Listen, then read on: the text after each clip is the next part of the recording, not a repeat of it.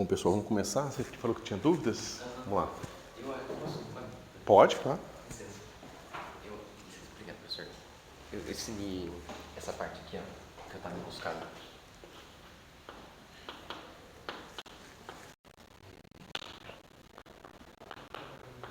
Isso aqui, quando ele está assim... Não, pera. Eu não costumo botar o parênteses aqui justamente para você não achar que tem a ver com uma derivada. É só um rótulo, né? Ah, tá. Mas tudo bem. Isso aqui é a mesma coisa que isso aqui, ó. É a derivada n-1 em relação a x de y. De y. Isso. Mas não é o produto, é o operador só. Não. O y com parênteses aqui é a derivada. É isso aqui. É o conjunto completo. Mas então quando eu coloco mais aquele y1 aqui, ele é tipo isso? O resultado dessa derivada vezes o resultado dessa? Se você tivesse isso, sim. Se você tiver isso aqui, n-1 vezes y, sei lá, 3, é o produto das funções, essa aqui derivada n-1 vez e essa aqui derivada 3 vezes. Mas não é isso que estava lá? Não. Lá provavelmente estava um operador. Se eu escrevi assim, eu escrevi errado. Você quer mostrar o...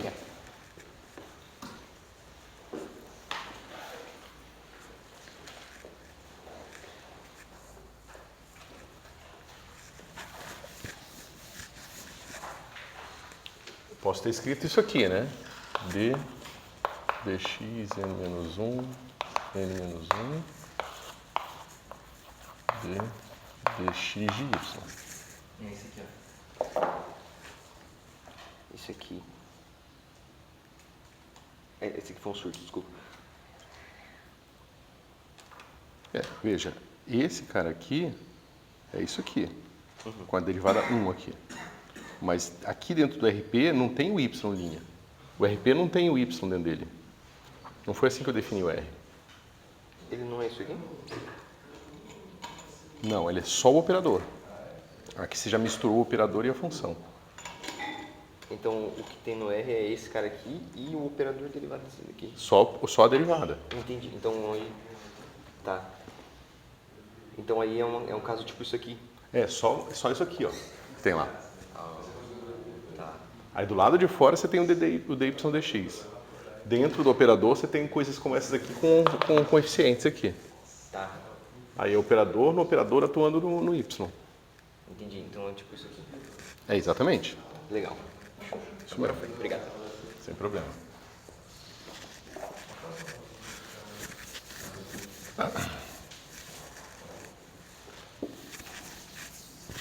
Mais alguma dúvida, pessoal? Então, vamos começar. Eu falei para vocês que eu ia pensar numa maneira de introduzir o produto tensorial de forma mais intuitiva, mas que não tivesse totalmente desconectado com o que vocês sabem, né? Então, eu vou tentar fazer isso introduzindo um conceito muito natural que se aprende normalmente em álgebra linear, mas como vocês não viram, eu vou introduzir ele aqui e aí eu consigo estender ele até chegar no que importa pra gente, tá certo? Então, digamos que você tem um espaço vetorial V, ok? E você tem vetores que pertencem a esse espaço vetorial. Vetor V, vetor U, eles pertencem a V. Tá? Lembra que quando a gente discutiu soma de função, eu falei para vocês que a soma de função ela é definida através da soma que se dá com o resultado da função, ou seja, né, você fala que f mais g, que é a função soma, é definida ponto a ponto pelo valor da soma de números reais, né? Supondo que essas duas funções são funções de números reais, tá certo?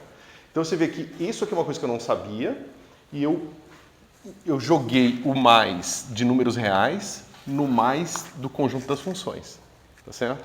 E eu falei para vocês que essa é uma ideia muito comum. Então eu vou fazer a mesma coisa para estender a minha noção de espaço vetorial, tá certo? Então a gente vai começar com os objetos que nós vamos chamar de funcionais lineares, tá certo? Então funcional linear é um nome que se dá para um objeto que pega um vetor e leva num número, tá certo? Então, digamos que eu tenho esse funcional W, tá?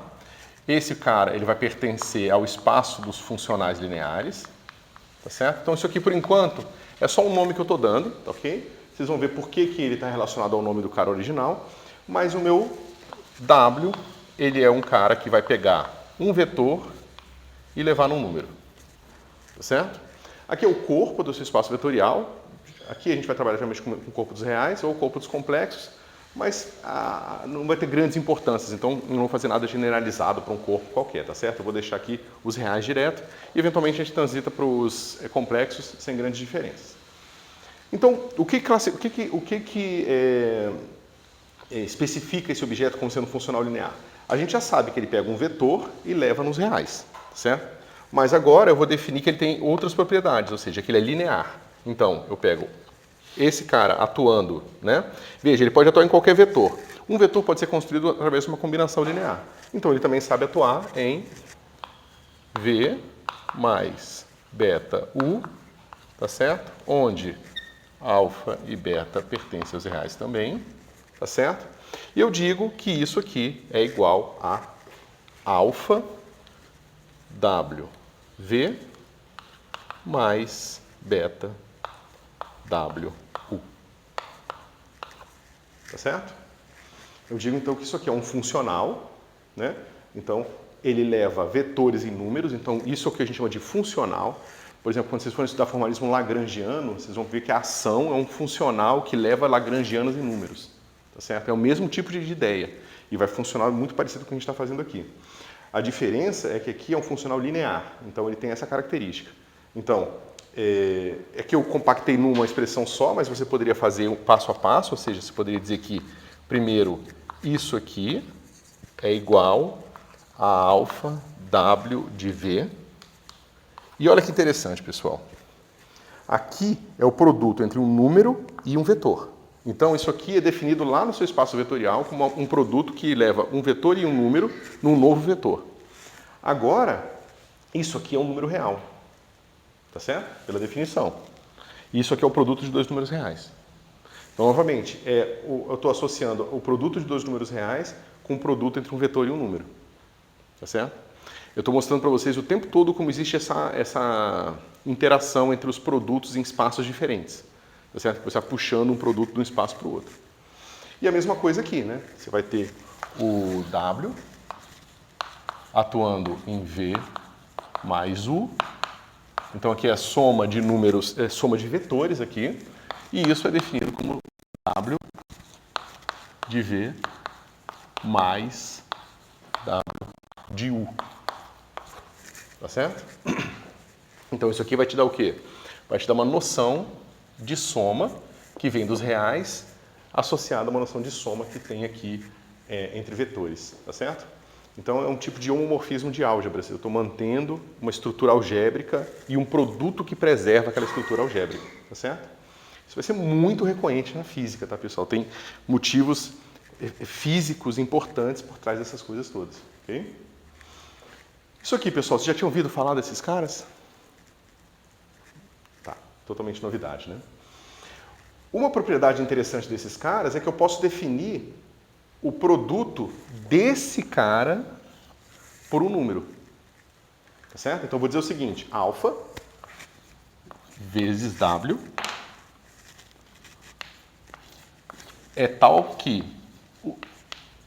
o produto, né, a ação desse novo elemento do meu V estrela no V é definido como sendo alfa a ação desse cara no V. Isso aqui é uma definição razoável para vocês? Eu não sei multiplicar um elemento desse novo espaço, porque por enquanto esse aqui é só um novo espaço. Ele ainda não é um espaço vetorial. Eu estou transformando ele num espaço vetorial. Um espaço é simplesmente um conjunto que tem elementos, tá certo? Então esse cara aqui tem elementos, eu acabei de definir, esses elementos têm essas propriedades aqui, e eu estou mostrando que através dessas propriedades eu posso definir o produto de um elemento desse novo espaço V estrela por alfa. E eu defino assim. É fácil, porque aqui eu estou usando o quê? O produto entre números reais para definir o produto entre um elemento de V estrela e o número real. Ok? E a mesma coisa eu vou fazer o seguinte. W mais, deixa eu ver, K, atuando em V, é definido como W, V mais KV. Ok? Soma de números reais, introduzindo uma soma entre elementos do V estrela. Ok? Então, o que o V estrela é para a gente, pessoal? Agora, ele é um conjunto que tem uma noção de soma entre elementos desse conjunto e produtos desses elementos desse conjunto por reais. Isso faz o V estrela o quê? Um espaço vetorial. Certo? Vamos pensar em outra coisa. Dado o espaço vetorial V, né, eu tenho uma base e eu espero que vocês estejam familiares com esse conceito. Se vocês não tiverem, vocês me perguntem qualquer coisa que eu introduza aqui sobre base, que vocês não estejam ainda, que não esteja claro para vocês. Se eu tenho uma base, significa que um vetor qualquer, ele sempre pode ser escrito como uma combinação de elementos da base. É um espaço de dimensão n, então eu tenho o i aqui, ele vai de 1 até n, tá certo? E então um vetor qualquer pode ser sempre escrito assim, vi, ei, seta. Isso está claro para todo mundo? Um espaço vetorial, quando tem uma base, significa que qualquer elemento do seu espaço pode ser expresso dessa forma aqui. Tá? Mas vamos ver o que acontece agora quando a gente aplica um funcional W nesse vetor V. O que vai acontecer aqui? Vai atuação na base, porque ele é linear. Então, né, o coeficiente, isso aqui é um número, tá? Isso não é um vetor, isso é um número. Esses coeficientes são números reais, eles podem sair do produto, e aí o produto é linear, então ele atua na soma, né? Então, se ele é linear, nesse sentido aqui, significa que sai o alfa, fica ele atuando no V, sai o beta, fica atuando no U. Mesmo que eu divida uma soma com uma soma associativa, eu posso pensar numa soma de 20 elementos como uma soma de um elemento mais um. Desses primeiros 19 mais 1. Aí separa. Aí eu repito essa ideia, né, dos 18 mais 1 e vou separando. Então eu posso pegar qualquer linearidade de 2 elementos e virar linearidade de n elementos. Ok? Dada a associatividade da soma aqui. Mas isso diz para mim o quê? Que esse cara é igual a soma de i de 1 até n de vi, w e i. O que isso diz para a gente, pessoal?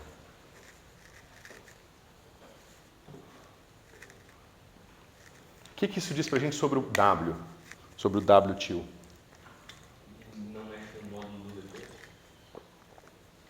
Ele pode. Se ele levar todo mundo a zero, por exemplo. O vetor vira nulo.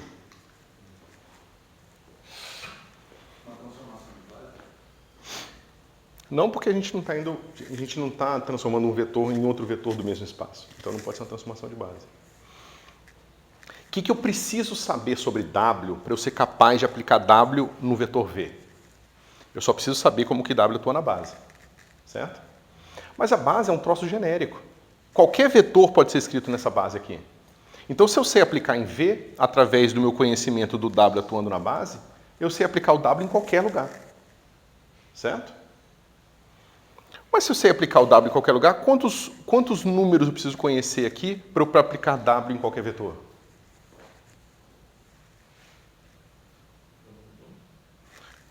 Quantos números eu vou ter aqui? N. Certo? Então, se eu conheço esses N números aqui, eu sei aplicar o meu W em qualquer vetor desse espaço aqui. Tá certo? O que isso mostra pra gente? Eu não estou fazendo a prova formal, porque a gente não tem tempo agora para entrar nessa parte de álgebra linear, tá certo? Mas isso, se vocês pensarem um pouquinho, vocês podem se convencer facilmente de que isso mostra que esse espaço é um espaço vetorial de mesma dimensão desse espaço aqui. Certo?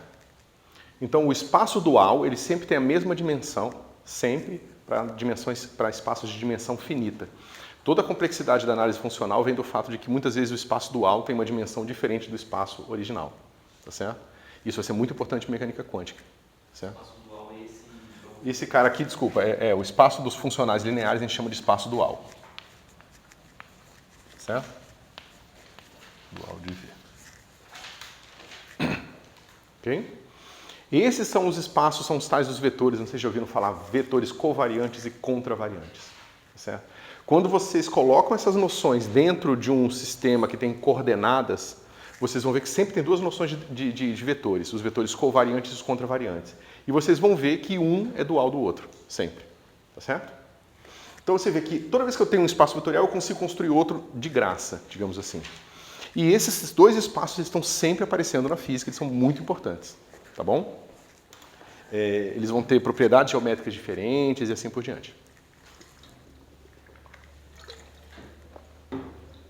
Aí você poderia se perguntar o seguinte: o que eu preciso para definir uma base aqui? Eu posso fazer o seguinte: esse cara, EI. Como é que eu posso fazer esse cara aqui? O que eu posso usar na linearidade aqui do meu produto para conseguir construir objetos aqui que, digamos, simplifiquem essa expressão?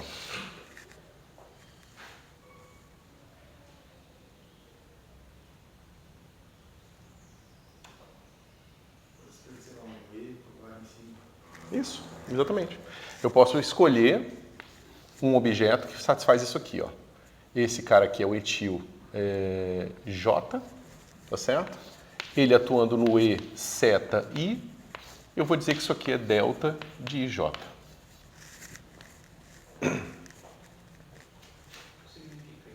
Eu estou construindo uma base no espaço dual a partir de uma base no espaço V. Dado uma base no espaço V, eu estou construindo uma base no espaço dual, forçando que ela satisfaça isso aqui. Isso aqui é a definição da base. Tá certo? Bom,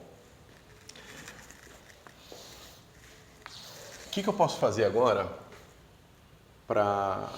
Deixa eu pensar aqui. Se esse é um bom caminho.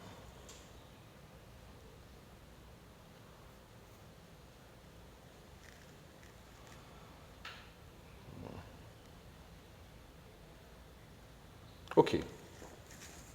Digamos que agora a gente tenha visto essa estrutura aqui e se pergunta: se eu conseguir construir um outro espaço vetorial a partir do dual, será que eu consigo construir um terceiro espaço? Ou seja, aqui eu estou pegando um espaço V, aí pegando uma base. Usando a base, eu construo uma base no meu outro espaço. Tá certo? Essa base de espaço tem que ser um vetor? Não, essa base tem que ser elementos de V estrela.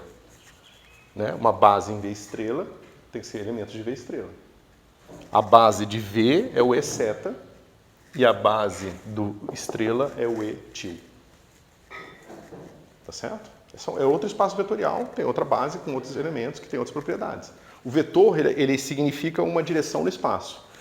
Esses meus E til aqui, ou W til, eles significam um cara que pega um vetor e te dá um número. Tá certo? Eu vou dar vários exemplos práticos, concretos disso aqui, porque vocês usam isso aqui o tempo todo, tá certo?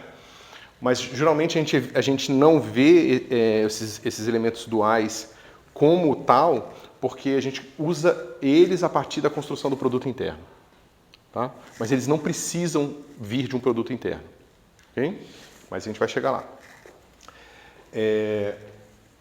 Ok, então você poderia se perguntar, bom, então eu posso escrever, se eu tenho um espaço vetorial qualquer, eu posso partir dele e tentar encontrar esse cara aqui. Né? Eu não fiz isso? Eu não falei nada sobre o V, só falei que é um espaço vetorial. Se ele é um espaço vetorial, eu consigo definir esse cara aqui. Mas se eu consigo definir esse cara aqui e eu mostrei que ele é um espaço vetorial, eu poderia pegar o dual do dual. Tá certo? E tentar construir mais uma estrutura geométrica. Será que existem infinitas estruturas geométricas associadas a um mesmo espaço vetorial? Né? E aí a sua pergunta é a seguinte: eu vou ter um U, chapéu, deixa eu pegar outra letra porque a gente já usou U, né? Para não confundir. Deixa eu ver. J maiúsculo, chapéu, tá certo? Que leva um dual num número. Seria o espaço dual do dual. Tá certo? Agora, eu pego o seguinte: esse cara atua num W, tá certo? Isso aqui me dá um número. E aí eu sei que esses caras, chapéu aqui, vão formar um espaço vetorial também. tá certo? E eu já sei que vai formar um espaço vetorial de dimensão n, ok? Então eu vou ter uns caras assim, ó, E, chapéu, I, que atua nesse cara aqui, eu botei J em cima, que vai me dar isso aqui, delta e J, que vai ser uma base nesse novo espaço dual do dual, tá certo? Agora veja bem, esse cara aqui é um elemento do meu espaço estrela-estrela, ok? Se eu identificar esse cara aqui,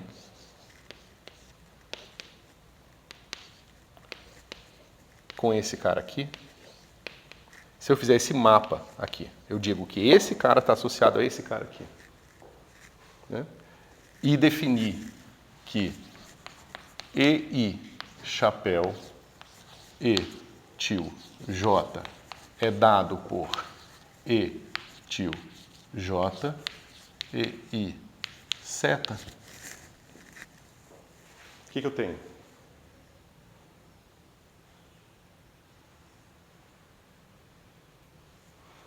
Eu tenho uma associação de 1 para 1 entre elementos do chapéu e da seta, certo?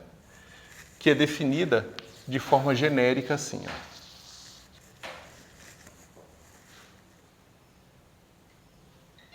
Eu sei que isso aqui é bastante abstrato, mas eu só quero que vocês entendam de alguma forma de que eu não ganhei nada novo em fazer o dual do dual. Porque o dual do dual me levou a um espaço dos elementos chapéu aqui, que é essencialmente igual ao espaço dos vetores. Tá certo? Aí você poderia se perguntar, bom, mas aqui, essa associação depende da base. Tá certo? E a resposta é, isso não é verdade. Porque eu posso pegar aqui um elemento não mais base, vamos pegar um A, chapéu, atuando num W, e eu defino como sendo o W atuando no elemento associado A. Aqui eu consigo fazer essa definição para associar elementos entre os dois espaços, chapéu e seta, sem introduzir uma noção de base. Tá certo? Enquanto a associação entre entre V e V estrela depende da base. Tá certo? Então, isso aqui é o que a gente chama a gente tem um isomorfismo natural entre esse espaço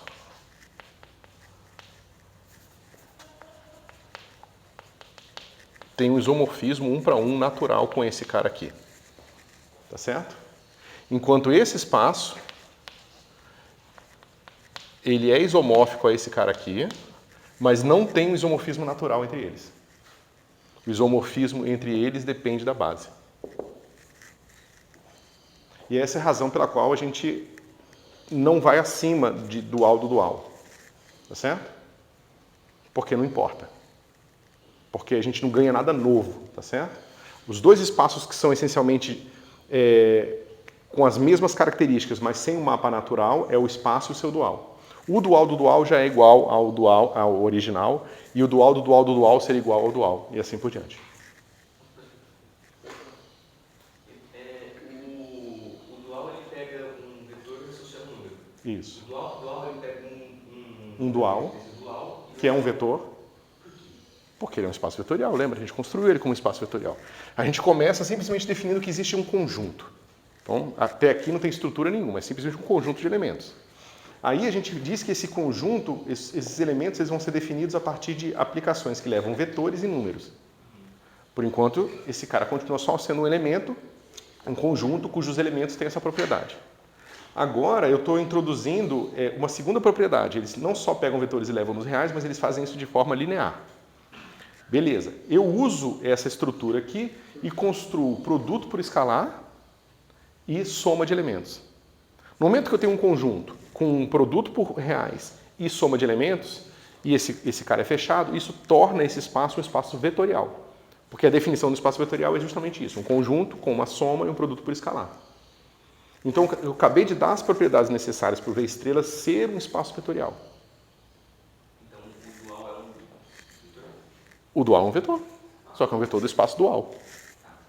Tá certo? Mas é um vetor. Você pode esquecer que ele veio de um espaço vetorial, ele veio através de funcionais do espaço vetorial e simplesmente tratar como se fosse um espaço vetorial qualquer. Porque todo espaço vetorial, né, a minha exigência original é que V seja um espaço vetorial. Ele pode ser outras coisas também. Ele pode ter vindo de um outro espaço vetorial, ele pode ter vindo de uma variedade, ele pode ser um espaço tangente, ele pode ser um espaço cotangente, ele pode ser um espaço de funções, ele pode ter um infinito de outras características. É irrelevante para a gente. O papel da matemática é justamente extrair essas propriedades e conseguir provar resultados a partir das propriedades.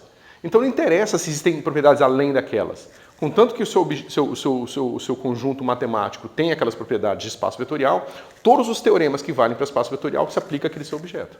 Por mais que ele pode ser outras coisas também. Certo? Isso é um exercício mental que é muito importante que vocês aprendam a fazer.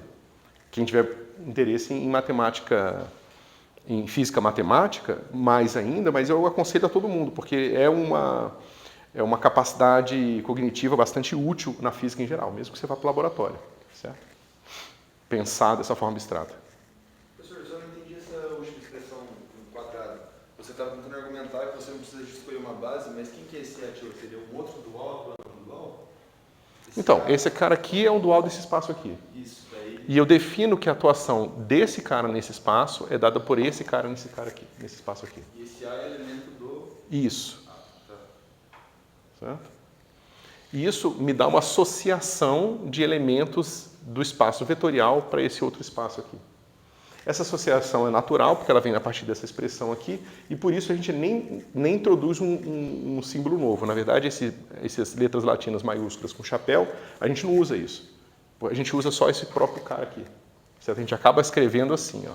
A atuando em W é igual a W, é definido por W atuando no A. Certo? Eu sei que isso aqui é bastante abstrato, mas a gente vai, como prometi, eu vou tentar dar exemplos para isso aqui ficar um pouco mais claro para vocês. Mas o ponto é, então a gente só tem vetores e covetores, né? Outro nome que eu estou dando para vocês. Então vetores são elementos desse espaço aqui, e geralmente a gente chama de vetor dual ou covetor elementos desse espaço aqui. Por sorte só existem esses dois, porque senão os tensores teriam tensores de 3, 4, 5, 8 tipos.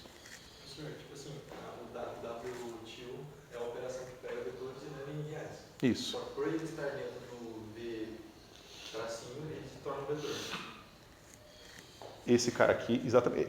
Por ele ter essas propriedades aqui... Mesmo a operação sendo levando... Mesmo ele sendo também uma operação que leva vetores em escalares. Ele também é uma operação que leva vetores escalares. Mas ele também tem propriedades de multiplicação por escalar e soma. Isso. Então ele é vetor dual e também é um vetor no espaço vetorial. Desculpa, ele é um funcional linear e também é um vetor no espaço vetorial. Ele tem as duas características juntas. Né? Porque as duas não são inconsistentes de alguma forma. Não existe uma inconsistência entre as duas coisas. Da mesma forma, pessoal, veja, a gente agora há pouco estava discutindo vetores, funções como vetores. E vocês não estavam achando tão estranho que uma função, que é o quê? É um mapa que leva números em números, né? Números reais em números reais, também é um vetor no espaço vetorial. Porque eu mostrei para vocês que pega duas funções e soma, eu tenho uma terceira função. Essa terceira função, se as primeiras duas forem infinitamente diferenciáveis, a terceira, que é a soma das duas, também é infinitamente diferenciável.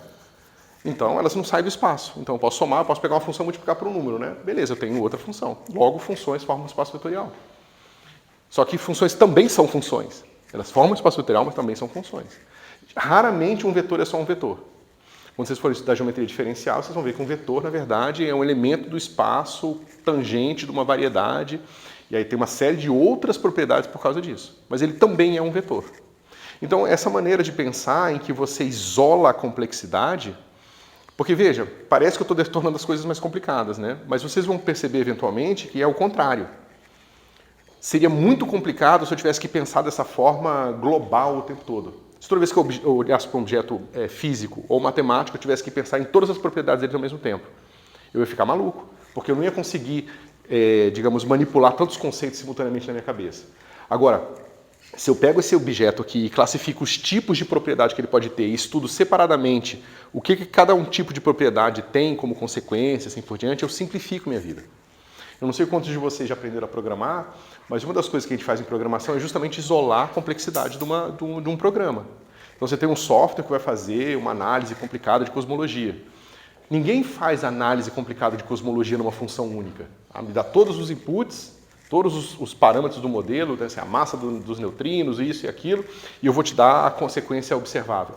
Ninguém consegue fazer isso. Você isola a complexidade. Você fala, então para calcular o momento de uma partícula eu preciso de uma função. Aí você faz a função só para isso.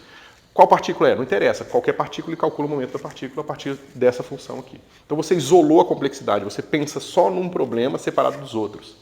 E a matemática é isso. Então quando a gente pensa e estuda espaços vetoriais, você consegue pensar nisso sem introduzir nesse ponto todas as outras complexidades associadas aos elementos do seu espaço vetorial, que eles podem ter, entendeu? Bom, ok, então vamos ver aqui um exemplo desses caras, certo? Às vezes eu introduzo através desse exemplo, mas eu acho que torna às vezes a coisa um pouco mais... Deixa eu ver se tem um apagador melhor aqui.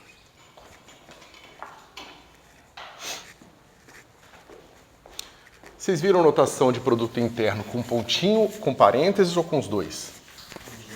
Com os dois. Todo mundo está familiar com a notação de parênteses?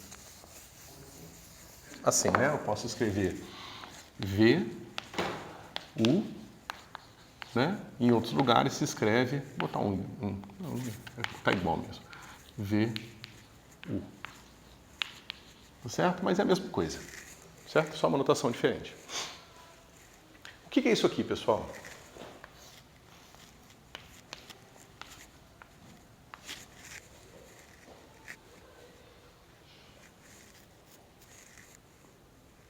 É um produto vetorial, um produto escalar pela metade. Eu pego um produto escalar, eu conheço meu produto escalar, eu escolho um vetor e deixo o outro livre. Ainda não escolhi.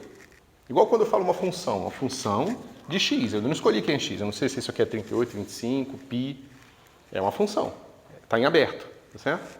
Eu botei um pontinho aqui porque eu não quero botar um u aqui e falar ele é genérico e esse não. Eu não quero fazer isso porque isso vai confundir a cabeça de vocês. Então eu deixo o espaço vazio aqui. Talvez um pontinho, talvez vazio. Que tipo de propriedades esse objeto tem? Ele vai pegar a matriz e vai pegar um número real. Isso. Esse cara aqui, ele vai pegar um elemento de V e leva nos reais. Certo? Então, basicamente o que eu tenho aqui são todas as propriedades, esses caras aqui, têm todas as propriedades necessárias para que eles sejam classificados como elementos do espaço dual.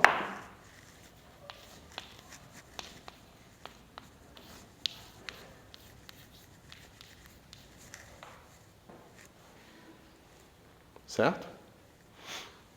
Então eu estou construindo um elemento do espaço dual, né, a partir de um elemento do meu espaço original e um produto interno. Né?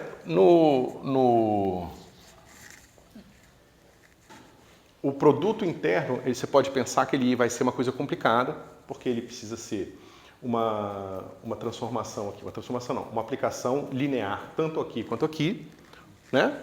Vocês viram isso no produto interno, vocês lembram? Produto interno de V, produto U mais G. Se o produto interno for assim, ou eu acho que é melhor botar parênteses, assim, né? Isso aqui é V, U mais V, G. Certo? Então, ele é multilinear, logo esse cara aqui é linear aqui. Certo? Se esse aqui é multilinear e eu fixei esse primeiro elemento aqui, agora tem uma aplicação que é linear na segunda entrada aqui. Então, ele tem, né, as propriedades necessárias para ser um vetor também do espaço dual. Ou seja, ele é de fato um espaço dual, um vetor do espaço dual. Além disso, você pode pensar o seguinte, se eu pego dois vetores aqui, V e U, e uso a linearidade, eu posso escrever o seguinte. Pessoal, esse é o tipo de conta que se vocês nunca fizeram, façam, tá? Esse tipo de manipulação com somatório a gente vai usar muito nesse curso. Então, eu vou escrever aqui e vocês me digam se isso aqui está claro para vocês ou não. Então, isso aqui é soma de I de 1 até N, de V, I e I, vírgula, soma de J de 1 até N, de, eu usei U, I e I. Tá? E eu vou escrever essa igualdade aqui. Todo mundo entende o que eu escrevi aqui? Eu só estou querendo pegar o produto de V com U, mas eu já escrevi o V na base e U na base, porque são espaços vetoriais, esses espaços têm base, eu sempre posso expressar um vetor como uma combinação linear de elementos da base. Certo? Então eu não estou fazendo nada ali que envolva uma hipótese adicional. Mas como é que fica essa expressão se ela é multilinear?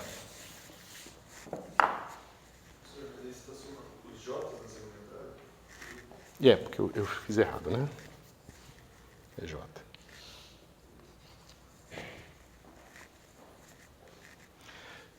Faça uma vez se vocês nunca tiverem feito. Lembra, essa soma, você pode pensar em n-1 elementos mais 1, separa 2, repete, repete, repete. Então vai ficar esse cara, produto com o E1, E2, E3, E4 e esses caras de coeficiente. Só que aí você pode pegar cada um desses caras e abrir a soma da esquerda e fazer a mesma coisa. E é essa manipulação que eu quero saber se fica claro para vocês. Isso aqui vai ser igual a soma de I de 1 até N, de J de 1 até N, de VI, UJ, EI, EJ.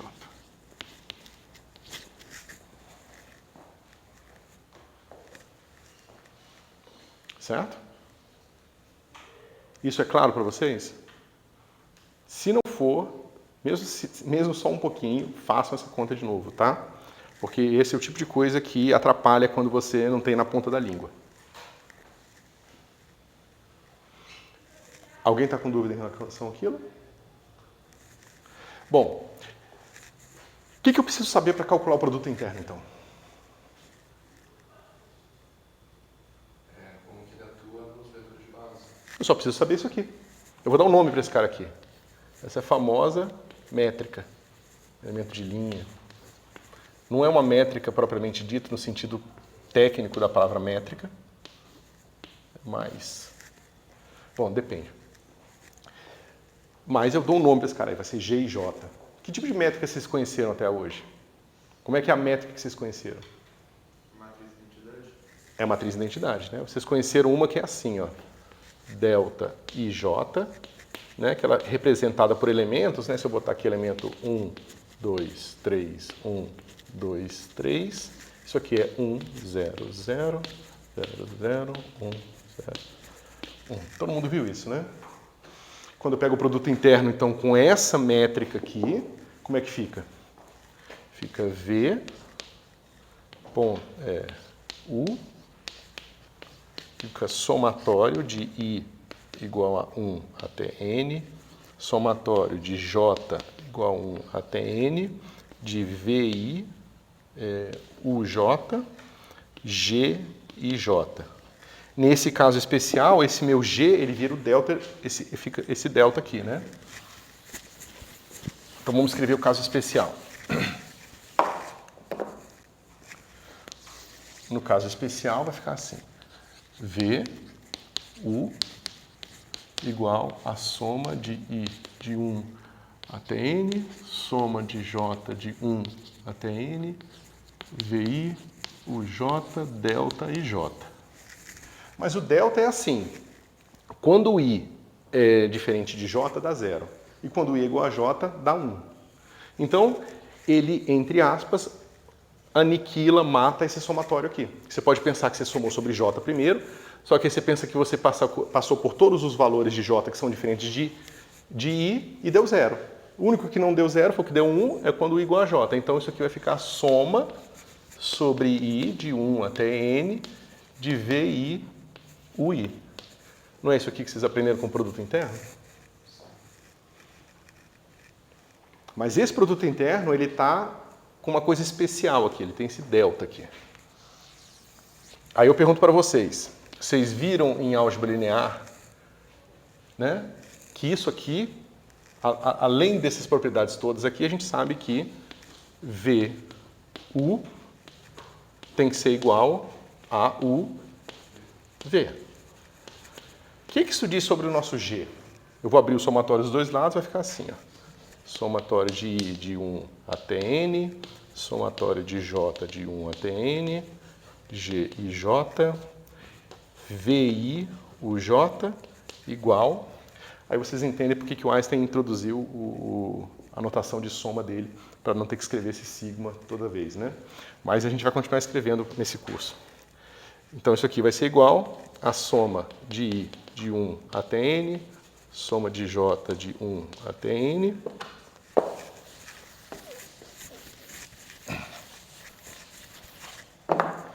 de G I J, UI, VJ.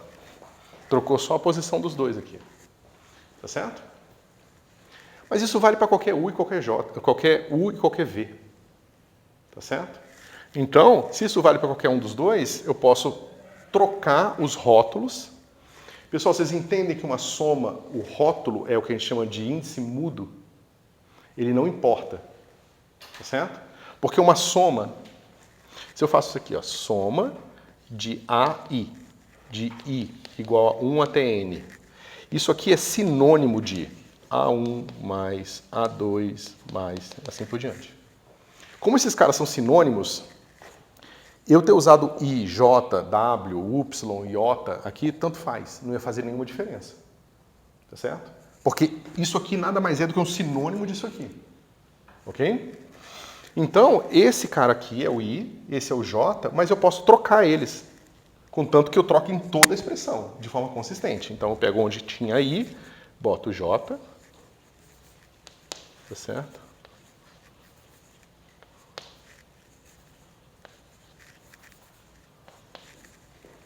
Ok? Então, eu tenho VI, o J, VI, o J. Isso aqui é o produto de números reais, eu posso trocar a ordem deles numa boa, não tem problema nenhum. E eu vou ter, então, que se isso aqui vale para qualquer V e qualquer U, então, G e J tem que ser igual a G, J, I. Mas, pessoal, isso aqui é uma matriz N por N simétrica. O que matrizes N por N simétricas tem de especial? É um triângulo de cima igual ao de baixo. Isso. Né? E além disso, o que você pode fazer com a matriz quando ela é simétrica? Vocês viram isso em álgebra linear? Você pode diagonalizar ela. Você pode encontrar os autovetores, os autovalores e encontrar a diagonal dela. Só que essa matriz, a diagonal dela pode ter zeros, pode ter números negativos. Só que essa matriz em particular, ela é positivo definida. Porque para qualquer vetor, esse cara aqui, ó, V é maior ou igual a zero e só é zero se somente se o V for nulo. Certo? Então, na verdade, essa matriz ela é sempre diagonalizável e os elementos da diagonal sempre são positivos. Olha aqui. Isso aqui são elementos da diagonais positivos. Então, eu posso diagonalizar essa matriz e posso reescalonar minha matriz para ela virar isso aqui. Sempre. Tá certo? Por isso que vocês aprenderam que o produto interno é isso aqui, ó. Porque sempre existe uma versão, uma base no seu espaço em que o produto interno é escrito assim. Certo? Mas claro que quando isso está associado, por exemplo, a vetores no espaço, e isso aí é a geometria euclidiana, a geometria euclidiana só vai ter essa cara aqui quando as suas coordenadas forem cartesianas. Se as coordenadas não forem cartesianas, o produto interno não é mais dado assim. Tá certo? E a maneira de medir volumes e áreas e comprimentos e ângulos vai ser diferente. Ok? Você queria perguntar? Eu travei no delta ali, na transição do G pro delta. Não, eu cheguei nisso aqui. Existe o G, ponto. É isso que eu preciso saber para calcular o produto interno. Isso é unitário, né? Como assim? Esses são unitários, né? Bom, vamos lá. Não. Até aqui eles são qualquer coisa. Porque eu não falei que o meu G11 é 1, ou 22, ou 33. Eu não falei nada sobre o meu GII. Meu GII, ele pode ser grande, ele pode ser um número grande, um número pequeno. Então, esses vetores não precisam ser necessariamente unitários. Porque, veja, o seu problema é que você está pensando se ele é ou não unitário antes da métrica. Só que ele não é unitário ou não antes da métrica. Ele só pode ser, você pode só perguntar se ele é unitário ou não uma vez que você introduz uma métrica. Uma maneira de medir tamanho. Entendeu? E nesse caso aqui, a base vai ser, por exemplo, ortonormal, se ela satisfizer uma coisa assim. Ou seja, normal do ortonormal é basicamente que o módulo desses caras é 1, e o ortogonal do ortonormal significa que esses caras aqui são 0, ou seja, o produto interno de E1 com E2 é 0. E1 com E2, E1 com E3, E2 com E3, E2 com E1 e assim por diante. Então o delta é o G que depois passa pela métrica. Não. O G é um G genérico. Aqui eu introduzi um exemplo de uma coisa que vocês já viram muito. Toda vez que vocês viram o produto interno entre vetores cartesianos em coordenadas cartesianas, é dado por um produto interno desse jeito aqui, ó.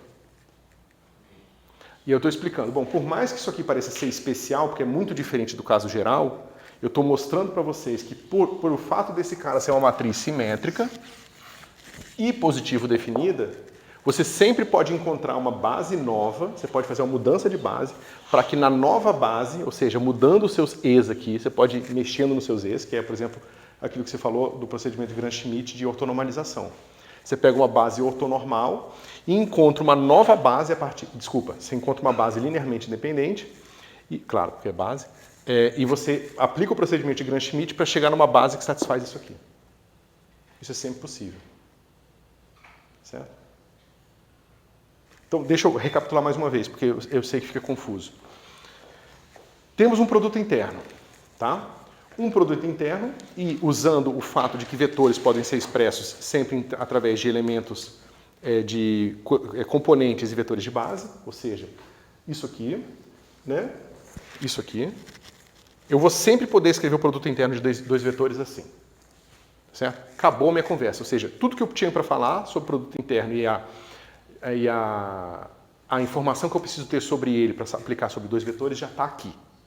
Aqui é só uma maquiagem, eu dei um nome para esse cara aqui.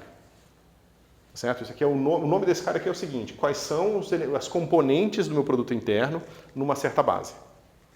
Tá? Eu posso usar o fato de que o produto interno é simétrico e positivo definido para impor restrições sobre esses números, que são essas restrições aqui. Tá certo? Ou seja, esses índices têm que ser simétricos e essa aplicação é positivo definida. Num curso de álgebra linear, o que a gente prova é que matrizes simétricas positivo definidas sempre podem ser diagonalizadas e os elementos da diagonal vão sempre ser positivos, estritamente positivos. Certo? Se eu posso fazer isso, significa que para essa base de autovetores dessa matriz simétrica, esse cara aqui é diagonal. Mas autovetores não são definidos totalmente pela expressão, pela fórmula de autovetores e autovalores. Você sempre pode reescalonar eles. Né? Você tem ali uma expressão para autovetores, é o seguinte: é matriz aplicada no vetor é igual a autovalor vezes o vetor. Isso aqui vocês viram. Né? Mas se eu multiplicar essa expressão toda por alfa, vai ficar assim, ó.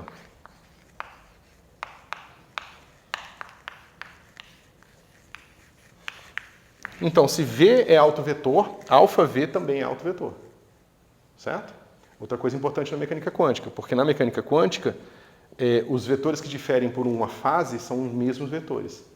Então, eles não são fisicamente diferentes. Então, na verdade, a gente trabalha em raios e não em espaços vetoriais. Mas isso é um outro papo. Então, os autovetores eles não estão definidos totalmente pela expressão, pela essa fórmula aqui. Eles ainda têm uma liberdade que é de você reescaloná-lo. Tá certo? Então, eu encontro autovetores, esses autovetores vão me dar uma matriz simétrica não, só com elementos de diagonal, onde esses elementos são todos positivos diferentes de zero. E aí eu reescalono meus vetores para encontrar 1, 1 e 1. Certo? Então, não importa como era a sua métrica original. Não importa como eram essas componentes originalmente. Você sempre consegue encontrar uma base onde ela pode ser expressa com uma delta de Kronecker. Às vezes isso vai ser conveniente, às vezes não. Vocês vão ver isso na relatividade restrita e geral como o nome de tetrada. Quando você encontra uma base ortonormal para o seu espaço, você força uma base ortonormal, você está trabalhando com uma base de tetradas, enquanto muitas vezes você vai trabalhar com uma base em que a sua métrica não vai ser assim. Não vai ser assim. Tá certo? Então, como é que estamos até aqui, pessoal? Isso aqui é uma revisão de álgebra linear com uma extensão na direção que a gente vai precisar, certo? O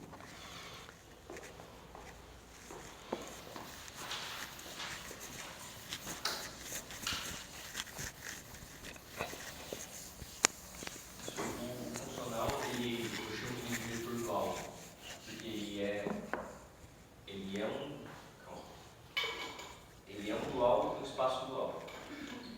Desculpa, você está se referindo a quem? Ao W confusinho. Esse cara. Ele é um elemento desse espaço aqui. Então, ele é um elemento do espaço vetorial, né? Então, eu posso pegar esse cara aqui. Então, eu sei fazer isso aqui. Mas eu também sei fazer isso aqui. Aqui eu estou explorando as propriedades de espaço vetorial desses caras. E aqui eu estou explorando a sua definição original como isso funcional linear. São, né, características diferentes. Essa aqui vem porque é um espaço vetorial. E esse aqui é porque é um funcional linear. Eu estou explorando duas características diferentes desse conjunto de objetos. Ou dos objetos do conjunto. Ele pode aparecer em dois espaços diferentes, então? Não. Ele é um objeto matemático que tem estrutura tanto de funcional linear quanto de espaço vetorial.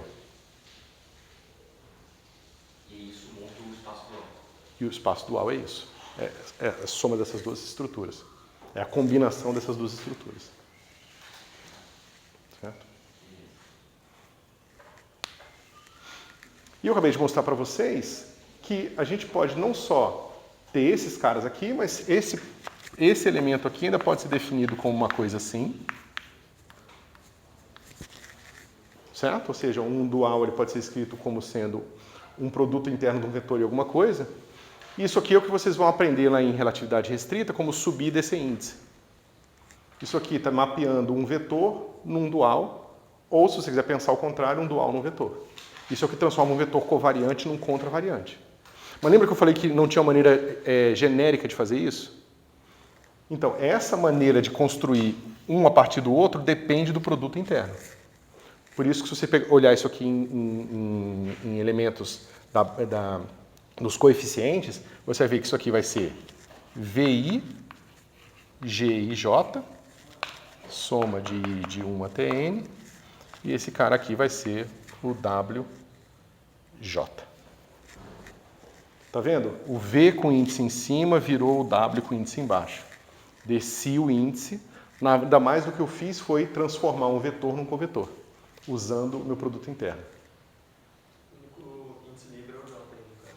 O único índice livre é o J nos dois lados, exatamente. Aqui é o índice I está sendo somado. Tá certo? Então isso aqui vocês vão usar muito, tá? Não sei se vocês já começaram a ver moderna, já começaram a ver a parte de notação tensorial, mas vocês vão ver esses objetos VMI, né? VMI, UNI, GMINI. Isso aqui vocês vão ver o tempo todo, é o produto interno de dois quadrivetores no espaço de Minkowski. Tá certo? Quando vocês forem ver relatividade restrita, isso aí vai ser arroz com feijão. O eletromagnetismo também em notação tensorial vai ser o tensor de Faraday, que é basicamente o tensor eletromagnético, vai ser dado por um objeto desse cara aqui, que também é um tensor, né? Ele funciona como esse cara aqui é um funcional bilinear também, porque ele pega dois covetores e leva num número. Professor, a forma de eu somar aqui está correta aqui? É isso mesmo. Você pegou primeiro, né? Você fixou o primeiro índice, somou o segundo, depois fixou o segundo, o primeiro em outro no valor e somou de novo. É perfeito, é isso mesmo. certo?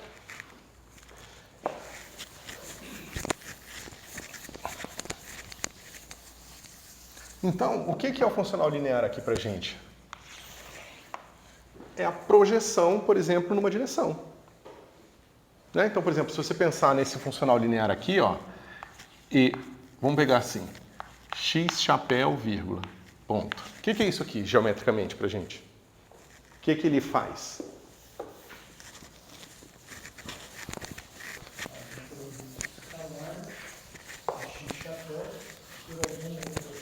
Isso, então é uma maquininha de projetar qualquer vetor na direção x. Então esse cara pega um vetor v e me dá o vx dele aqui. Então o que ele faz? Eu tenho aqui z, yx, aí eu tenho um vetor que aponta para cá, ele tem componentes aqui, né? E aí ele pega esse vetor e transforma nesse número aqui. É um projetor. E você vai ter projetores que fazem mais coisas. Por exemplo, se você pensar agora nesse cara aqui, ó, o que ele faz? Vai pegar dois vetores genéricos e levar no número. E vai levar no número. E, então ele é um funcional bilinear agora. Ele é um funcional bilinear simétrico e não degenerado. A linearidade depende do quanto De- passa fazer isso aqui. Não, a linearidade depende do fato de que se você pega aqui e bota uma soma de vetores, isso aqui te dá a soma dos produtos. E o bilinear, o B de bi, aí vem de serem duas entradas. Mas ele podia ser trilinear, quadrilinear, podia ter linearidade em várias entradas. Tá certo? Então, esse cara aqui é o primeiro exemplo de tensor que vocês veem. Por isso que eu fiz essa ponte e fui até o produto interno para conectar a ideia de tensor com coisas que vocês já viram. Isso aqui é um tensor. É uma coisa que depende de duas direções e te dá um número. Tá certo?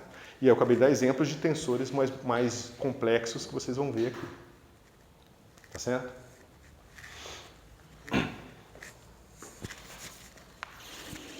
Outro exemplo que a gente pode fazer é o seguinte. Eu vou pegar um funcional bilinear. Eu vou pegar a seguinte regra. Vou chamar de B mesmo. Vai.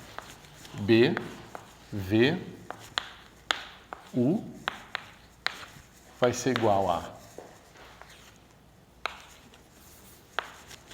B1, vou botar minúsculo, B1, V, vezes B2, U. Isso aqui é um funcional bilinear? É linear aqui, porque esse cara é linear. Ele é linear aqui porque esse produto interno é linear. Então esse cara aqui também é um funcional bilinear. Tá certo? Ele é simétrico? Não. Porque B1 pode ser diferente de B2. Se eu trocar a posição de U com V, eu vou ter um número diferente. Porque eu vou ter a projeção desse cara na direção B1 e desse cara na direção B2. Mas se eu trocar eles, eu não tenho mais. Então esse aqui é um outro exemplo de um produto, de uma aplicação multilinear. É um bilinear aqui que não é simétrico mais. Então ele não funciona, você não pode fazer uma métrica com isso aqui. Isso aqui vai ter a ver, vocês vão ver esse tipo de construção aqui quando vocês forem ver matriz densidade em mecânica quântica, que vai distinguir estados puros e estados mistos, que distingue estatística quântica de estatística clássica.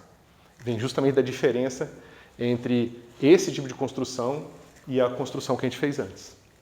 Tá certo? Esse cara ele é tipo um tensor, só que ele não é um tensor métrico. Não pode ser. Exatamente, é um tensor, mas não um tensor métrico. Mas olha que interessante, é um tensor que eu construí a partir de dois Bs aqui. Ó. O que isso significa pra gente? Se eu pegar isso aqui em componentes, vai ficar assim, ó. B1 e deixa eu botar a soma aqui. Deixa eu ver como é que eu faço. Tá, vou fazer assim. Soma de J até N. Essa notação eu vou usar também bastante, tá, pessoal? Em vez de eu escrever duas vezes o somatório, eu vou escrever com uma vírgula aqui, só para especificar que isso aqui é a soma de I de 1 até N e soma de J de 1 até N também, só para não escrever duas vezes, ok?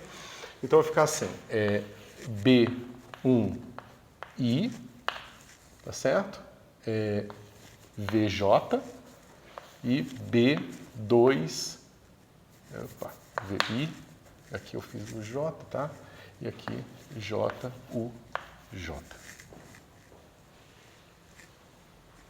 Agora, se eu quiser pensar em componentes dessa coisa multilinear, veja, no meu caso do produto interno, ele estava associado a esse G e J. Tá certo? E nesse caso aqui, isso aqui vai estar associado, eu posso associar esse cara aqui, ó, a B1 e B2J. Isso aqui dá uma matriz, não dá? Essa é a matriz que eu perguntei para vocês se vocês sabiam, se vocês tinham visto em álgebra linear, chama díada. Eu estou construindo uma matriz N por N a partir de 2 vetores. Certo? Então eu pego 2 vetores e construo uma matriz. E uma matriz aqui vai ser uma aplicação multilinear. Uma matriz é uma aplicação. Você pode pegar um vetor pela esquerda e uma pela direita e você tem um número. Né? Você faz isso aqui, ó. Vetor linha, matriz quadrada, vetor coluna. Eu pego um covetor e um vetor, e é por isso que a gente tem vetor linha e coluna, porque um é vetor e outro é covetor. Então eu tenho um vetor e um covetor, e esse cara leva um vetor e um covetor no número. Eu posso ter um tensor bilinear com 3 entradas? Aí justamente é por isso que eu estou mostrando isso aqui, porque o número de entradas é totalmente irrelevante. Você pode ter quantas entradas você quiser. E uma maneira natural de construir é assim, por exemplo, eu posso ter o meu AI vezes BJ vezes CK. Isso aqui vai me dar um tensor de ordem 3. Mas eu mostrei também que isso aqui são componentes dos duais, né? Mas eu também posso ter uma coisa assim, por exemplo, VJ vezes AI vezes UK vezes BL. Fazer um tensor de 4 entradas aqui. É por isso que essa notação aqui é preferida, tá? Porque ela é muito mais simples de operacionalizar do que você pensar nesse tipo de estrutura aqui. Por mais que essa aqui carregue muito mais a geometria do que você está fazendo de forma natural, essa aqui é mais fácil de você generalizar. Então, se você pegar um livro de relatividade geral, ele vai direto para isso aqui, ó.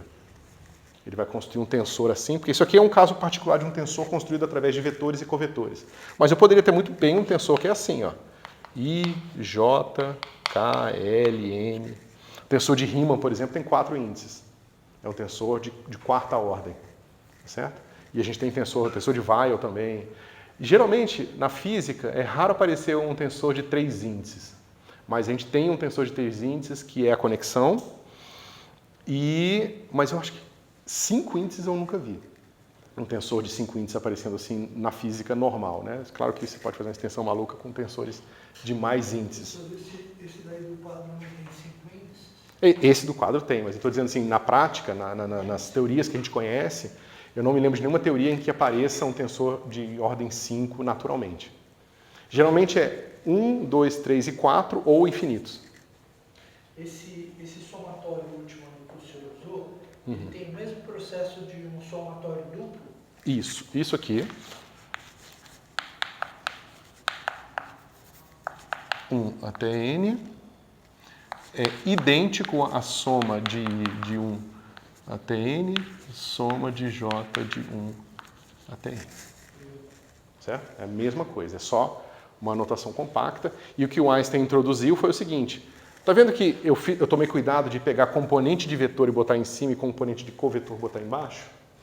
Eu fiz isso justamente porque uma vez que você estabelece esse padrão, você percebe que as somas estão sempre associadas a índices embaixo, adjacentes a índices em cima. Então, na notação de Einstein eu convenciono que toda vez que tem 2 índices, um embaixo e um em cima, existe uma soma, e aí eu não escrevo mais isso aqui. Certo? Mas nesse curso eu acho que vale a pena continuar escrevendo somatório, não é tão complicado não. Professor, eu entendi a notação do AI vezes BJ vezes CK. Eu só estou mostrando que eu posso... aqui eu construí um bilinear, mas eu poderia ter escrito um trilinear. Se eu tivesse feito aqui um T, que leva V, U e L, vou botar N minúsculo aqui, Se eu tivesse feito assim, V, U e L aqui, então eu poderia pensar, eu poderia construir um tipo de trilinear dessa forma aqui, ó. Produto de números reais entre um produto interno com um vetor A, com um vetor B e um vetor C. Aí eu botaria um terceiro cara aqui. Quer que eu escreva tudo para ficar mais claro? Deixa eu fazer aqui. É só um exemplo, tá? Mas a gente pode escrever aqui. Então é só um...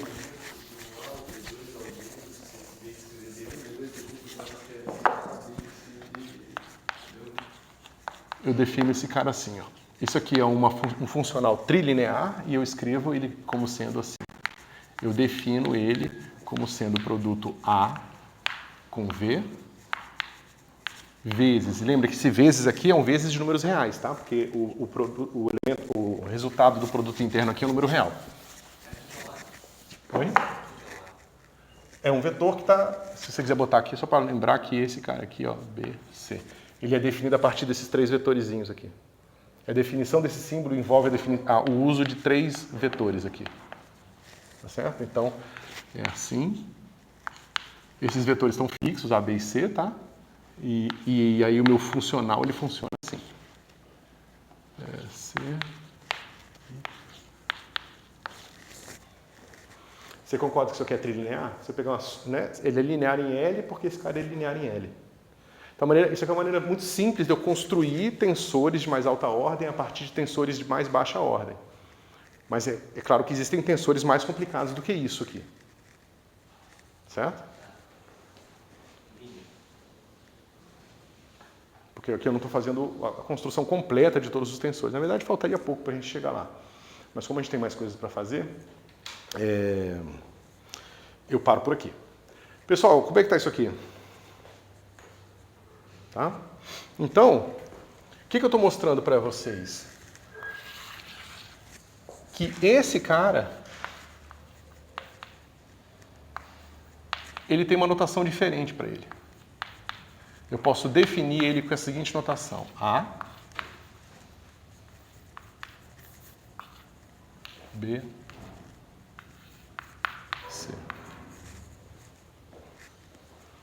É o produto, eu vou definir essa notação aqui para ele aqui, ó. E ele vai simplesmente funcionar como esse cara aqui, ó.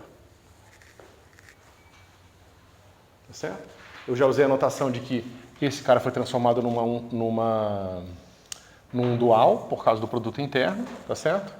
Mas a gente sabe que isso aqui, atuando em V, U e L, isso aqui, esquece isso aqui agora, esse cara é definido por AV, B, U e C, L. Tá certo? Isso é o produto tensorial. Eu estou construindo um tensor de 3 índices aqui a partir de 3 tensores de um índice.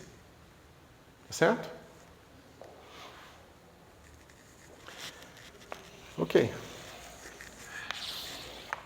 Toda vez que eu construo um tensor, eu posso fazer o seguinte. A, e aí pode ser vetor aqui, pode ser com seta, pode ser com tio, pode ser seta e tio, mas por enquanto vamos manter isso aqui dessa forma. E eu posso construir esse cara aqui, certo? E todo produto aqui, você vê, esse produto que não é mais simétrico, lembra que a gente viu aqui? Que se eu troco a posição do V e do U, eu tenho resultados diferentes.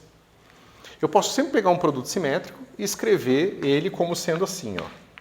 A, B, mais A, mais B, A, certo? Sobre 2, mais A, B, menos B, A, sobre 2. Não posso fazer isso? Né? Porque esse termo aqui sobre 2 é igual a esse termo sobre 2, então soma meio mais meio dá 1. E esse termo aqui é mais B tensor A e aqui é menos B tensor A. Certo? Então, dentro do produto tensorial, eu tenho dois produtos. Eu tenho o produto simétrico e o produto antissimétrico. Tá certo? Veja, pessoal, isso aqui é uma construção genérica. Não tem nenhuma geometria aqui, não tem métrica, não tem nada. Eu simplesmente pego a construção de produto tensorial e, a partir dela, defino um produto simétrico e o antissimétrico.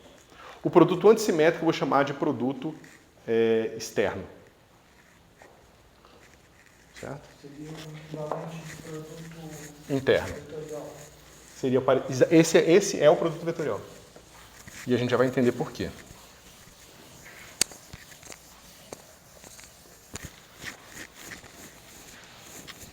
E a gente vai entender a utilidade dele e por que a gente está estudando isso tudo aqui até agora. Ok? Então eu vou definir A, B como sendo... Deixa eu só me lembrar se eu defino com um meio ou sem o meio.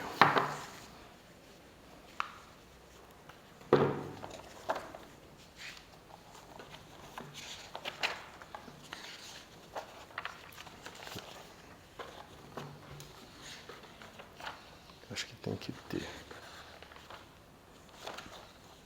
Tá. Então vai ficar assim.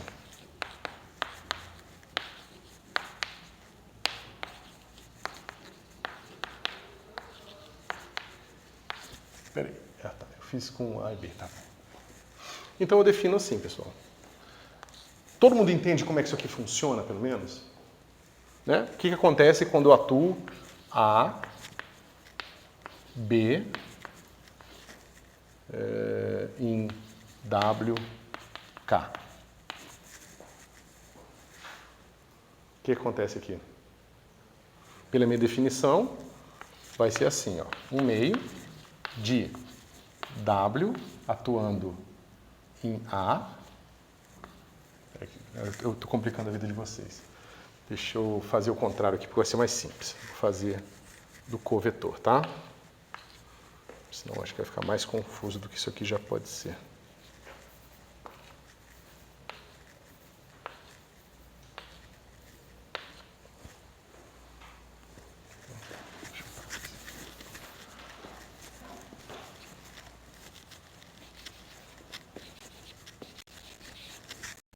Tio quer dizer um corretor. Isso.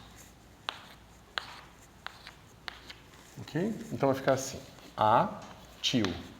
B, tio, atuando em V, U, vai ser igual a V, B, U, certo? Menos, aí lembra que agora é o B que vai atuar no V,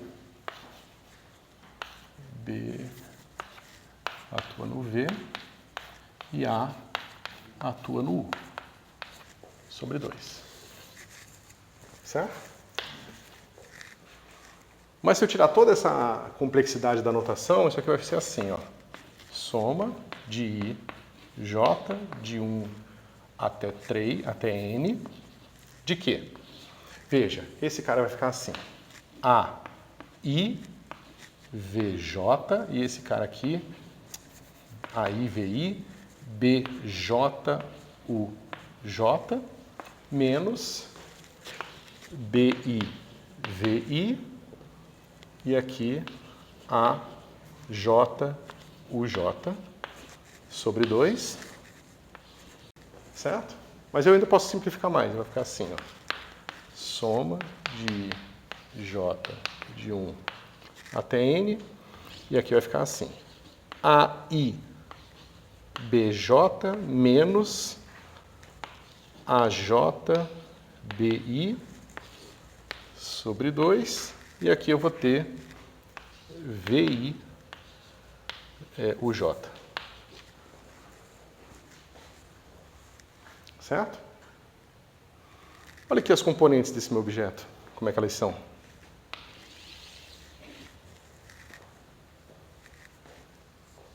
Certo? Isso começa a lembrar vocês alguma coisa? Isso vai estar associado ao determinante ao produto vetorial. Os componentes do produto vetorial não são dados por uma coisa assim? Mas o que acontece aqui se eu fizer, então, A. Quanto que dá isso aqui?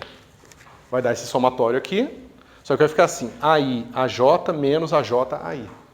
Mas quanto é que é AI, AJ menos AJ, AI? São números, isso é zero. Esse cara é zero.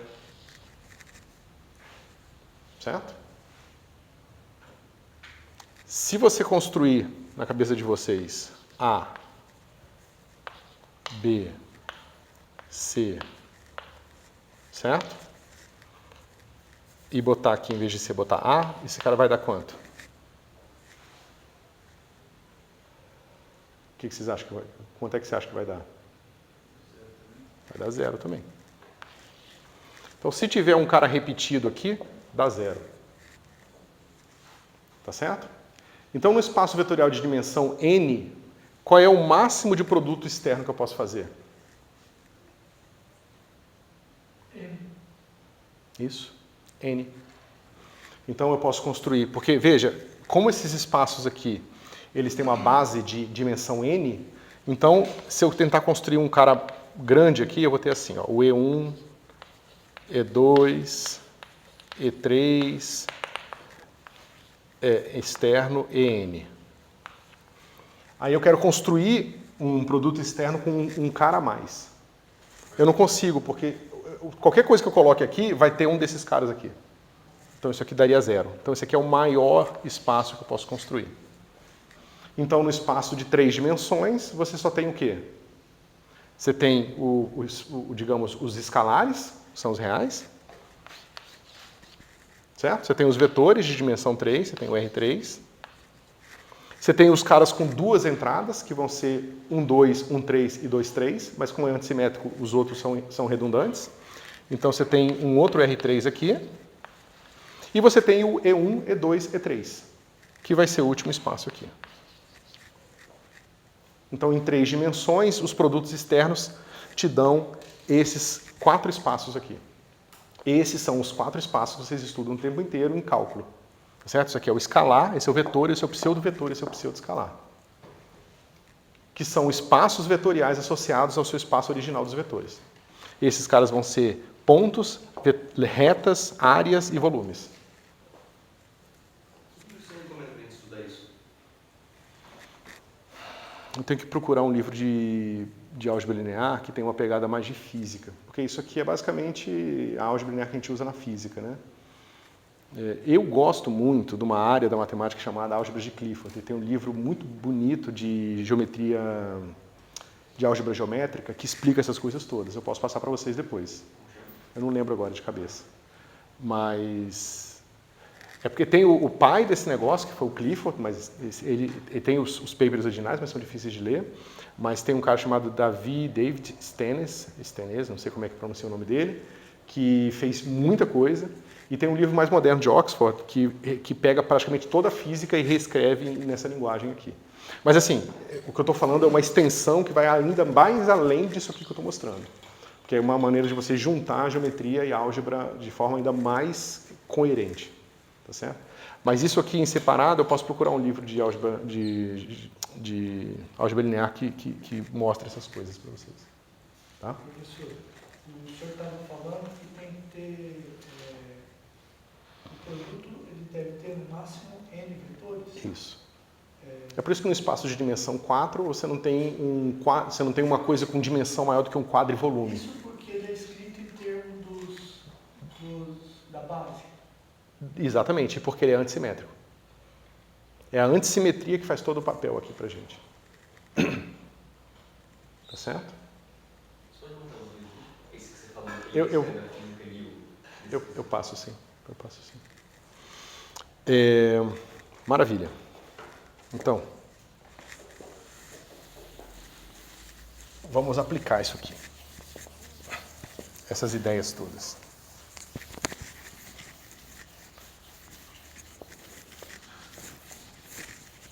Vocês já ouviram falar do Wronskiano, de duas soluções? Né? Vamos lá. Se eu tenho um vetor V e um vetor U, isso aqui não é zero, o que eu posso dizer sobre V e U?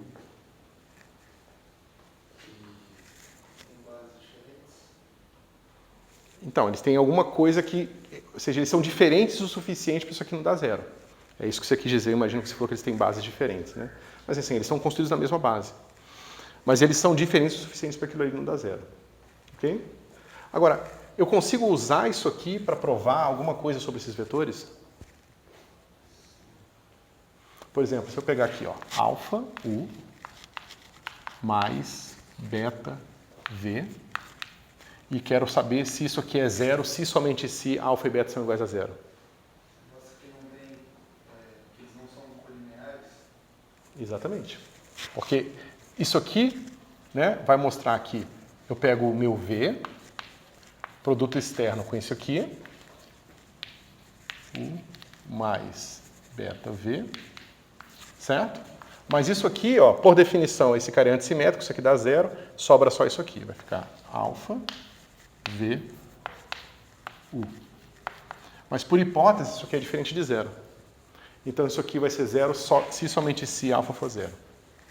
Tá certo? É o mesmo truque que a gente usou quando a gente fez uma coisa similar usando o produto interno. Professor, como é o nome dessa operação TIL mesmo? É produto externo? Esse aqui é cunha, que a gente chama, e é produto externo. Esse cunha aqui é diferente do TIL. Tá? Então, a gente fez um truque parecido com o produto interno, para mostrar que se o produto interno é diferente de zero, eles são linearmente... se o produto interno é zero, eles são linearmente independentes. O problema é que o produto interno é uma estrutura geométrica adicional. E a gente não tem essa estrutura geométrica presente quando a gente está estudando soluções de equações diferenciais ordinárias. A gente não tem produto interno. Então a gente não tem um produto interno para dizer que essas coisas são ortogonais ou não. Mas isso aqui sempre existe. Aquela construção que a gente fez ali, por mais que eu tenha dado uma avançada rápida no fim, ficou bastante abstrato, essa construção ela é independente de qualquer coisa. Você constrói ela simplesmente partindo do seu espaço vetorial. Você não precisa impor nada arbitrário além daquilo que você já tinha. Tá certo? E acabei de mostrar que, então, se isso é diferente de zero, então eu consigo mostrar o quê? Que esse cara aqui, esses dois caras são linearmente independentes, porque eu faço esse produto, mostro que isso aqui, para ser zero, alfa tem que ser igual a zero, porque por hipótese esse cara é diferente de zero, mas eu posso pegar também o produto externo, alfa U mais beta V, e a mesma coisa que vai acontecer, que vai ter aqui, vai ter beta U V, e esse cara aqui vai ser zero se somente se beta for zero. Então eu provo que se esse cara é diferente de zero, então eles são linearmente independentes. Ou melhor, se eles forem colineares, o produto externo é zero.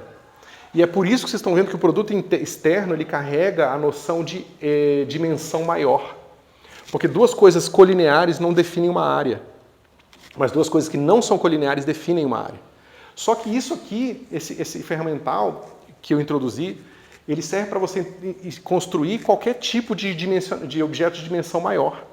Então, digamos que eu tenho agora um espaço tridimensional e eu conheço aqui V, U e L.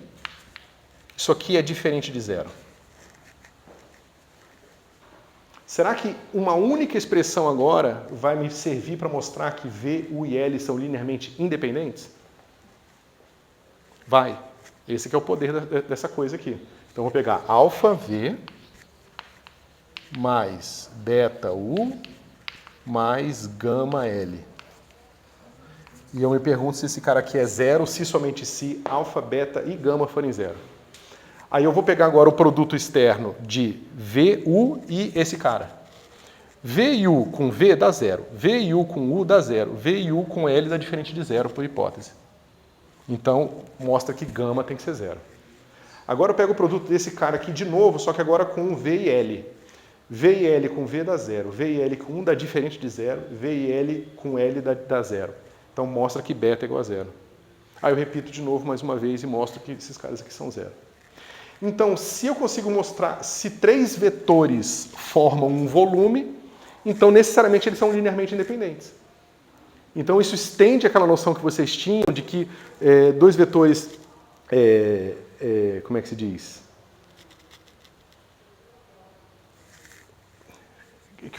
Que a gente aprende, geralmente, a independência dos vetores associada à ortogonalidade deles. Mas a ortogonalidade dele é só um extremo de uma certa propriedade, certo? É simplesmente, eles não são linearmente dependentes, mas eles não são totalmente independentes assim. Por isso que eles são ortogonais, tá certo? Mas aqui nada disso é necessário. Basta eu mostrar que eu consigo construir um volume com 3 vetores para provar que eles são linearmente independentes. Certo? Claro que o meu volume pode ser um paralelepípedo, ele pode ser um cubo perfeito, tá certo? Aí, no caso, quando ele é um cubo perfeito, seria o equivalente a eles serem ortonormais mesmo. Tá certo? Mas para eu saber se ele é um cubo ou não, eu preciso medir o tamanho deles. Mas para fazer isso aqui, eu não preciso medir nada. Não preciso ter noção de tamanho, não preciso ter noção de nada. Por isso que existe toda uma área da matemática chamada formas diferenciais, que é basicamente você botar essas estruturas aqui numa variedade e estudar essas estruturas na variedade, que independe de métrica. Então você consegue estudar um monte da geometria do seu espaço sem falar de métrica em momento nenhum. Tá certo? Isso vai ser bastante importante, porque a métrica se torna um objeto dinâmico na física, e se você quer saber o que existe antes daquela dinâmica da relatividade geral, você precisa estudar a estrutura geométrica do seu espaço sem a introdução da métrica, para saber o que tem no seu ambiente, entendeu? Onde que as coisas podem se dar. Maravilha! Agora vamos voltar. Como que eu aplico agora essas ideias para o meu espaço de soluções?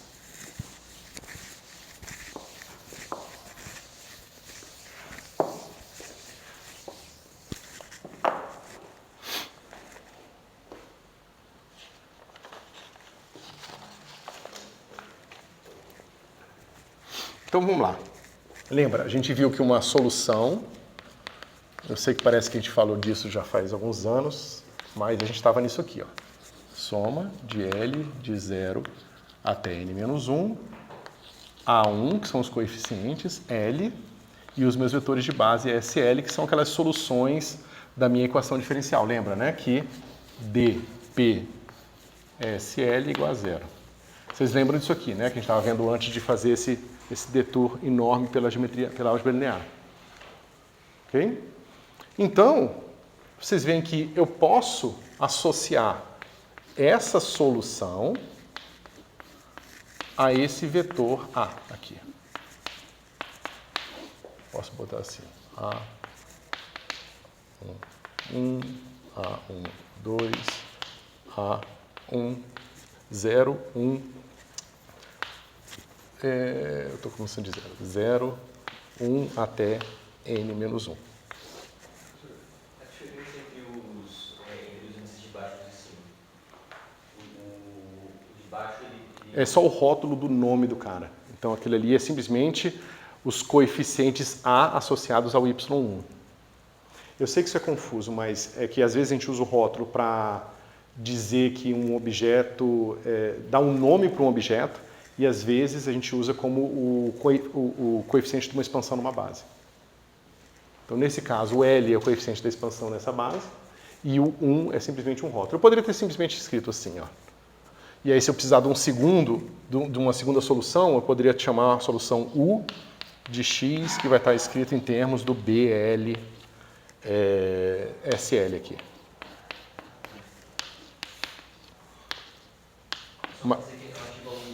Isso, exatamente. Esses são os coeficientes que estão definindo o y1.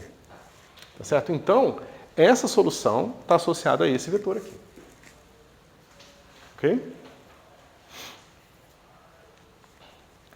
Então, o que isso aqui diz para a gente? Como é que eu sei se duas soluções são linearmente independentes ou não?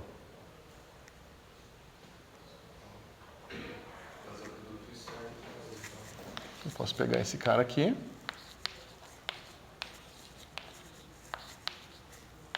E ver se isso aqui é 0.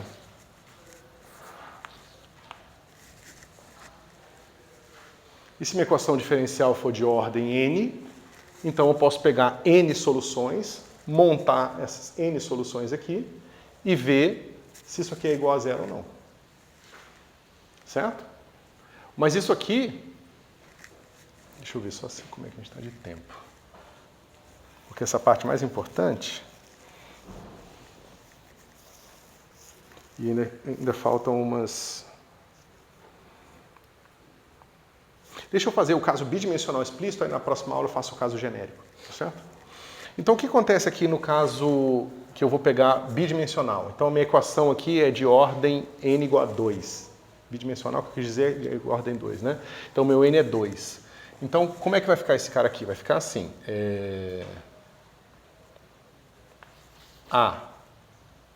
A1, 0, A2, 1, menos, né? Eu estou pegando o produto desse cara aqui, A1, 1, A2, 0.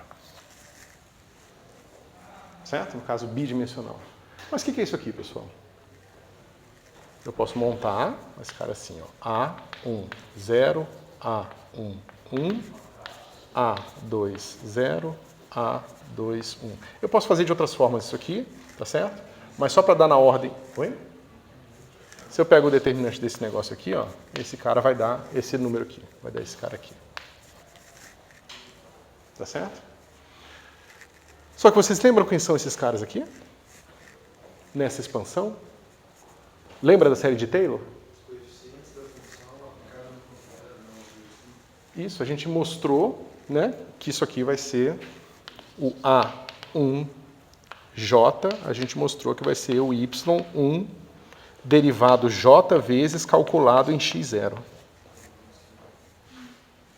Então aqui, ó, é a minha solução, eu pego a solução e calculo a derivada J-esma dela. Então isso aqui é a função, a derivada da função, a derivada da função. E isso aqui vai me dar 0. Se for 0, esses caras são linearmente dependentes. Esse é o Wronskiano. É isso mesmo.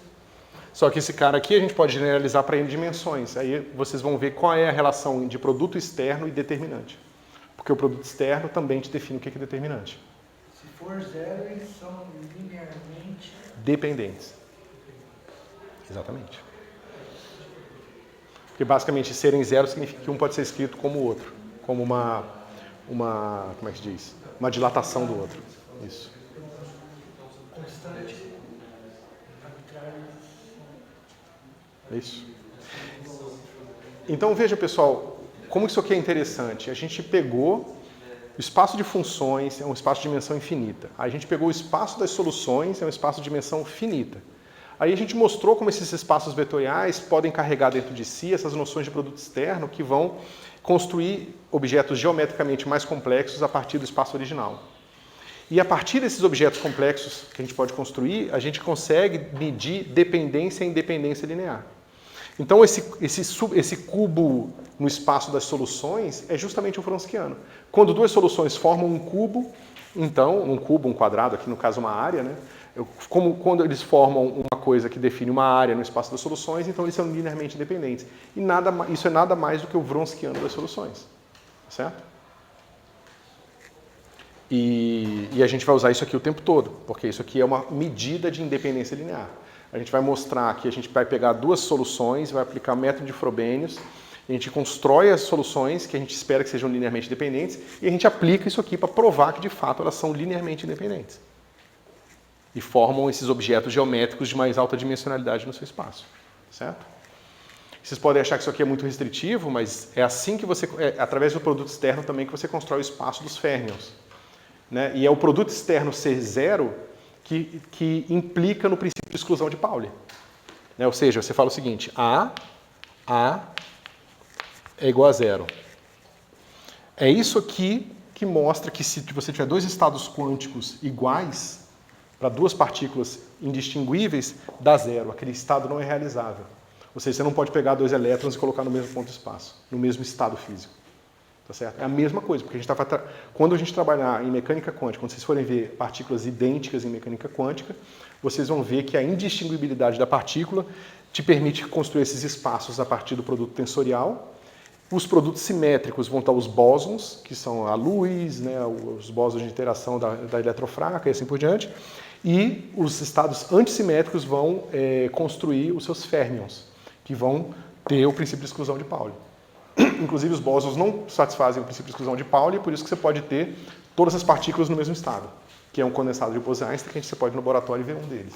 Quer dizer, ver, não sei se você consegue ver, mas dá para construir um condensado de Bose-Einstein no laboratório e você consegue.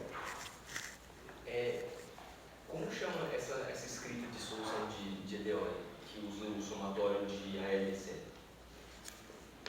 Acho que não tem um nome, cara. É só você escrever uma solução como combinação linear de soluções linearmente independentes. Não tem um nome para isso. Mas a gente vai voltar ainda a isso, tá? E aí a gente começa depois a fazer classificação de pontos e estudar os casos mais complicados. E aí eu vou dar exemplo de resolução de equação diferencial, medida de independência linear e assim por diante.